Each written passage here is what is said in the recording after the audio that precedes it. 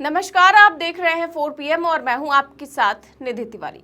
अगर मैं आपसे पूछूं कि मोदी शाह को इस वक्त किन्हीं दो शब्दों से सबसे ज्यादा डर लगता है, तो आप कहेंगे कि या तो वोट चोर या फिर आप कहेंगे कि राहुल गांधी।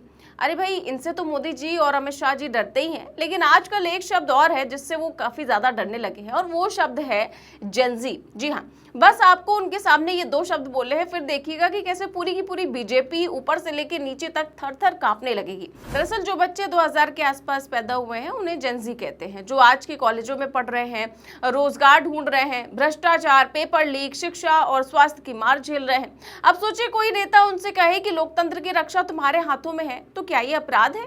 क्या ये देशद्रोह है? लेकिन भाजपा और गोदी मीडिया जिस तरह से तिलमिला गए हैं, उससे लगता है कि जैसे राहुल गांधी ने बम फोड़ दिया हो। कल से सोशल मीडिया पर तहलका मचा हुआ है, वजह सिर्फ दो शब्द है, जेनजी। लेकिन राहुल गांधी ने जेनजी को लेकर ऐसा क्या कह दिया कि पूरी भाजपा और गोदी मीडिया राहुल गांधी पर आरोप लगा रही है कि वो भारत को नेपाल बनाना चाहते हैं। सब कुछ बताएंगे आपको इस वीडियो में। तो जब से नेपाल में युवाओं ने क्रांति की है और वहां के प्रधानमंत्री को देश से भगा दिया है, मंत्रियों की लिंचिंग हुई है, तभी से भाजपा और गोदी मीडिया के दिल में डर बैठ गया है और भाजपा की इसी दुखती नस को राहुल गांधी ने दबा दिया तो सारे के सारे भाजपाई तिलमिला उठे। कल राहुल गांधी ने चुनाव आयोग के खिलाफ अपनी प्रेस कॉन्फ्रेंस की थी, जिसमें उन्होंने हिंदी और अंग्रेजी दोनों में बगैर हिचकिचाहट सबको साफ साफ बताया कि कैसे चुनाव आयोग वोट काटने के खेल में शामिल है।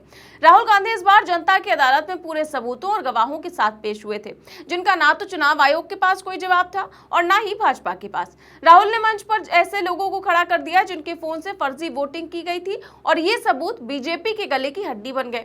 प्रेस कॉन्फ्रेंस के बाद राहुल गांधी ने एक फोटो भी शेयर की, जिसमें पीछे लिखा था, democracy will not be deleted. Rahul Gandhi की तस्वीर युवाओं के लिए सीधा मैसेज थी कि लोकतंत्र मिटाया नहीं जा सकता, संविधान को बचाना हमारी जिम्मेदारी है।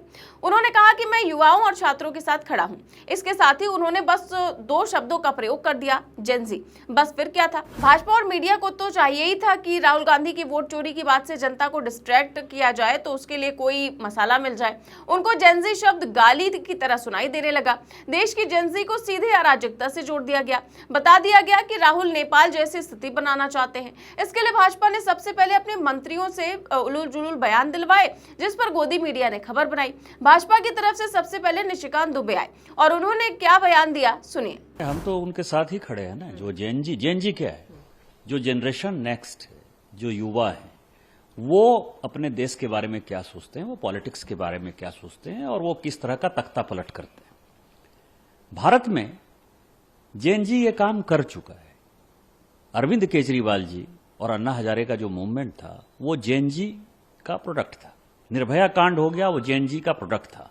उस वक्त भारतीय जनता पार्टी ने एक बढ़िया काम किया कि उसने आग में जो है वो घी डालने का काम नहीं किया। नहीं तो जिस तरह निर्भया कांड में 1 लाख से ज्यादा लोग दिल्ली के सड़कों पर आ गए थे 2013 दिसंबर 14 जनवरी की यदि बात करें आप, जिसके कारण कि पार्लियामेंट को कानून बनाना पड़ा, क्या आपको लगता है कि भारतीय जनता पार्टी कूद जाती तो ये लोग कोई बच पाते? गांधी परिवार के खिलाफ ही तो माहौल था ना, मनमोहन सिंह जी की सरकार के खिलाफ ही माहौल था ना। लेकिन भारतीय जनता पार्टी ने उस वक्त तय किया, माननीय प्रधानमंत्री जी प्रधानमंत्री पद के उम्मीदवार घोषित हो गए थे, उन्होंने तय किया, उनका यह फैसला था कि अपने को जो है भड़काऊ बात नहीं करना, इस संविधान के अंतर्गत काम करना है, क्योंकि यह संविधान बाबा साहब अम्बेडकर का है। लेकिन 75 में इमरजेंसी लगाने के बाद इस तरह से बाबा साहब अम्बेडकर की संविधान को बदला। ये जेनजी जानना चाहता है कि अम्बेडकर जी ने क्या बिगाड़ा था कांग्रेस का। राष्ट्रपति के सारे अधिकार आपने खत्म कर लिए, स्वतंत्रता का अधिकार खत्म कर लिया, जो हमारे संपत्ति का अधिकार था। जिस जमीन की बात आप करते हो, संपत्ति का अधिकार जो है संविधान संशोधन करके इंदिरा गांधी ने खत्म कर दिया। आज हमारे मौलिक अधिकार में संपत्ति का अधिकार है ही नहीं। ये किसने बदला? इसके अलावा जो अभी नेपाल और बांग्लादेश में हुआ है, जिसके साथ की राहुल गांधी अपने आप को जोड़ना चाहते हैं, दोनों जगह पर जेनजी क्या कह रहा है? हम परिवारवाद के खिलाफ हैं, परिवारवादी पार्टी के खिलाफ हैं। परिवारवाद कहां है? मोदी जी तो परिवारवादी नहीं है। मोदी जी तो ग्राउंड से जो है लड़ाई करके आए हैं, यहां ऊपर उठकर आए हैं। मैं जब आपके सामने बोल रहा हूं, मेरे परिवार में तो कोई सांसद विधायक नहीं है। मैं भी एक छोटे से गांव से उठकर जो है यहां आया हूं। जवाहरलाल नेहरू, इंदिरा गांधी, राजीव गांधी, सोनिया गांधी, इसके बाद राहुल गांधी, प्रियंका गांधी, उसके बाद प्रियंका गांधी जी के बेटे भी हो सकता है आ जाए। रॉबर्ट वड्रा साहब रोज कहते हैं कि मैं आंदोलन करना चाहता हूं, मैं चुनाव लड़ना चाहता हूं। तो जेनजी के आंदोलन को यदि वो उठाना चाहते हैं तो हम तो राहुल गांधी के साथ हैं। पूरी गांधी फैमिली देश छोड़ती हुई नजर आएगी। दूसरा जेएनजी ने क्या किया, जो नेपाल और बांग्लादेश से उदाहरण है, भ्रष्टाचार के खिलाफ। भ्रष्टाचार किसने किया? पूरे 2G, 4G, 3G, CG, कोयला घोटाला हो, बोफोर्स घोटाला हो, जितने घोटाले आप कर लिए, जीप घोटाले से लेकर यदि आप 2G और 3G और कॉमनवेल्थ घोटाले तक जाएंगे, सबके सब कांग्रेस ने किए। 11 साल से हमारी सरकार चल रही है, हमारे ऊपर एक भी घोटाले का इतना छोटा सा भी जो है कोई हमारे ऊपर आरोप नहीं है, टीका टिप्पणी नहीं है। तो दूसरा जेएनजी जो कह रहा है भ्रष्टाचार में कौन चले जाएंगे, वो जाएंगे कि नहीं जाएंगे। तीसरा बात जो जेएनजी कह रहा है, क्या कह रहा है, वो ये कह रहा है कि हम संविधान में संशोधन करेंगे। वो बांग्लादेश को इस्लामिक राष्ट्र बनाना चाहता है, नेपाल को हिंदू राष्ट्र बनाना चाहता है, ये जेएनजी कहता है। मेजोरिटी भारत में यहां है, हम सेकुलर हैं और आई एम प्राउड कि हम सेकुलर हैं और सेकुलर रहना चाहिए, संविधान में जो बाबा साहब अंबेडकर ने कहा है। लेकिन जेएनजी जब हिंदू राष्ट्र की तरफ बढ़ेगा तब आप क्या करोगे? तो क्या इस देश को हिंदू राष्ट्र बना दोगे आप? जेएनजी यही तो कहेगा। ये तीनों मुद्दे जो हैं, और परिवारवाद में यदि आप देखिए, केवल गांधी परिवार ही नहीं, जो विपक्ष की पार्टियां उनको साथ दे रही हैं, मुलायम सिंह यादव जी के बाद अखिलेश यादव जी हैं, करुणानिधि जी के बाद स्टालिन साहब हैं, बाला साहब ठाकरे के बाद उद्धव ठाकरे, उसके बाद आदित्य ठाकरे हैं, जो भी पॉलिटिकल, लालू प्रसाद जी के साथ आप देखिए, लालू प्रसाद जी के साथ तेजस्वी यादव हैं, मीसा भारती जी हैं, ये सारे लोग, ममता बनर्जी के बाद अभिषेक बनर्जी हैं, जो भी कांग्रेस को साथ दे रहे हैं वो सब परिवारवादी पार्टियां। आपको क्या इनका भविष्य नजर आता है? तो मुझे लगता है कि गृहयुद्ध राहुल गांधी इस देश में भड़काना चाहते हैं, और इसी गृहयुद्ध के आधार पर नेहरू जी ने, उनके दादाजी ने इस देश का बंटवारा किया। उसी गृहयुद्ध को करा के जेएनजी जैसे मुद्दे को उठाकर ये इस देश के टुकड़े टुकड़े करना चाहते हैं। सोरोस फाउंडेशन के साथ मिलकर भारतीय जनता पार्टी जेएनजी के आंदोलन के साथ रहेगी, और मैं आपको चैलेंज करता हूं, दावे के साथ करता हूं कि पूरी गांधी फैमिली और गांधी फैमिली को सपोर्ट करते हुए जितनी परिवारवादी पार्टियां हैं, यदि वो इस देश से भागती हुई नहीं नजर आएंगी, फिर आप मुझे कहिए। और निशिकांत दुबे तो एक ट्वीट भी लिखते हैं, ट्वीट करते हुए लिखते हैं कि जेएनजी परिवारवाद के खिलाफ है। वो नेहरू जी, इंदिरा जी, राजीव जी, सोनिया जी के बाद राहुल जी को क्यों बर्दाश्त करेगा? वो भ्रष्टाचार के खिलाफ है, आपको क्यों नहीं भगाएगा? वो बांग्लादेश में इस्लामिक राष्ट्र और नेपाल में हिंदू राष्ट्र बनाना चाहता है, वो भारत को हिंदू राष्ट्र क्यों नहीं बनाएगा? देश छोड़ने की आप करो तैयारी, आ रहे हैं तो वो डॉट डॉट डॉट लिखने का मतलब है कि वो जेएनजीज की बात लिख रहे हैं। तो यहाँ पर जो है निशिकांत दुबे ने तो उनको देश छोड़ने तक की धमकी दे डाली राहुल गांधी को। तो निशिकांत दुबे का ये बयान वायरल होते देख भाजपा के बाकी नेता मंत्रियों ने भी यही स्वर पकड़ लिया। गिरिराज सिंह ने तो राहुल गांधी को अर्बन नक्सल करार दिया और आरोप लगाते हुए क्या कुछ कहा, सुनिए। देखिए, राहुल गांधी फ्रस्ट्रेशन में है, हताशा में, और मैंने पहले भी कहा था ये नकल सब, कभी मोदी जी का नकल करेंगे,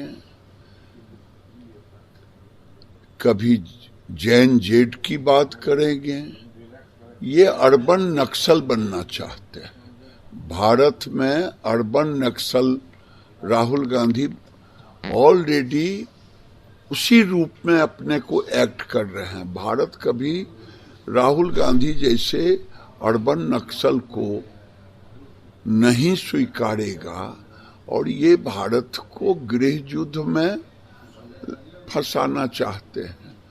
कभी मुसलमानों को भड़काएंगे, कभी अलूल जलूल की बातें करेंगे, कभी बांग्लादेश हो जाएगा इनके लोग कहेंगे। तो ये दुर्भाग्यपूर्ण है। इस देश के एलओपी आज तक ऐसा नहीं हुआ था, ये अर्बन नक्सल। तो अब ये हाल है भाजपा के नेता मंत्रियों का, तो गोदी मीडिया इसमें कैसे पीछे रह जाएगा? गोदी मीडिया भी वही जेएनजी का ढोल पीटने लगा। उदाहरण के लिए इन टीवी चैनलों पर होने वाली डिबेट को देखिए। टाइम्स नाउ अपने हेडर पर लिखता है, राहुल जेएनजी को भड़काना चाहते हैं। न्यूज 18 पर भाजपा प्रवक्ता का बयान चलता है कि भारतीय लोकतंत्र के लिए खतरनाक है राहुल। रजत शर्मा जी के इंडिया टीवी पर हेडर चलता है कि राहुल जेएनजी को उकसाएंगे, हाइड्रोजन बम थमाएंगे। तो देखा आपने कैसे भाजपा अपना नैरेटिव सेट करती है। पहले बयान दिलवाओ, फिर बहस करवाओ। राहुल के पोस्ट से एक शब्द निकाला और उससे राहुल गांधी को देशद्रोही साबित करने में लगा है। और आपके दिमाग में चुनाव आयोग से पूछे गए सवालों पर ध्यान ना जाए, इसके लिए गोदी मीडिया भी जी जान से भाजपा के लिए खेल रहा है। लेकिन अब सवाल यह है कि क्या वाकई राहुल गांधी भारत में नेपाल जैसी स्थिति लाना चाहते हैं? तो सच्चाई यह है कि राहुल गांधी का मकसद सिर्फ इतना है कि युवा जागे। उन्हें पता है कि इस देश में असली ताकत अब जेनजीज के हाथों में है। यही वो आबादी है जो पहली बार या दूसरी बार वोट डाल रही है। यही वो आबादी है जो बेरोजगारी से सबसे ज्यादा प्रभावित है। यही वो आबादी है जिसे नीट और अन्य परीक्षाओं में धांधली का खामियाजा भुगतना पड़ता है। भाजपा की सबसे बड़ी गलती यही है कि वो युवाओं को हल्के में लेती है। उन्हें लगता है कि ये पीढ़ी बस इंस्टाग्राम पर डांस करती है या पबजी खेलती है, लेकिन हकीकत ये है कि यही पीढ़ी सड़कों पर भी उतर रही है, लाठियां भी खा रही है और अपने अधिकारों के लिए लड़ भी रही है। बिहार की सड़कों पर बेरोजगार युवा जब पुलिस की मार झेलते हैं, वो भी जेनजी हैं और उनके लिए राहुल गांधी आवाज उठा रहे हैं। मोदी जी खुद 2014 में पहली बार सत्ता में आए तो सबसे ज्यादा उनका फोकस फर्स्ट टाइम वोटर्स पर था। वो गेमर्स से मिलते हैं, वीडियो बनाते हैं, तब कहा जाता है कि मोदी जी मास्टर स्ट्रोक खेल रहे हैं। लेकिन आज राहुल गांधी अगर उसी पीढ़ी को लोकतंत्र बचाने की जिम्मेदारी याद दिलाते हैं तो उन पर आरोप लगाया जाता है कि वो देश में अव्यवस्था फैला रहे हैं।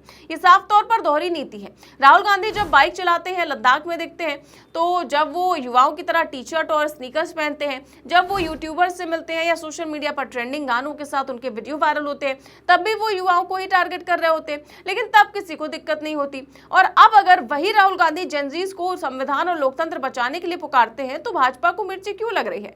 असल में भाजपा को डर यही है कि आज की युवा पीढ़ी, जिसे वो रील दिखाने वाली पीढ़ी कहकर मजाक उड़ाते थे, वो आज गोदी मीडिया और पेड पीआर में नहीं उलझ रही है। वो अच्छे दिन के झांसों में नहीं फंस रही है। उसके लिए असली पप्पू राहुल गांधी नहीं बल्कि महामानव है और सरकार भी इसे समझती है। मोदी शाह जानते हैं कि ये पीढ़ी कल उनके सिंहासन को हिला सकती है और भाजपा की बौखलाहट इससे साफ दर्शाती है। फिलहाल इस पूरे मामले को लेकर के आप क्या सोचते हैं? हमें कमेंट बॉक्स में अपनी राय जरूर दें। चैनल को सब्सक्राइब भी करें और ज्वाइन भी करें। नमस्कार।